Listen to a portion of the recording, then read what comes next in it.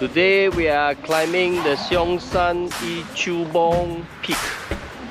This is the peak.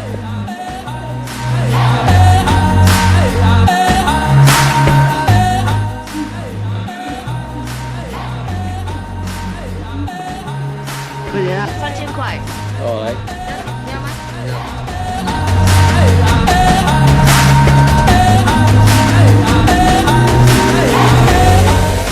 We're now at the Seongsan Ilchulbong peak.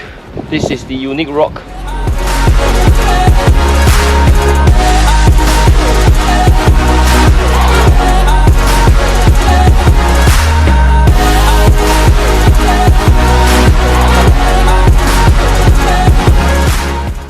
Jeju Island is a shield volcano first erupted about 1.8 million years ago and continuing on and off until the current historic period.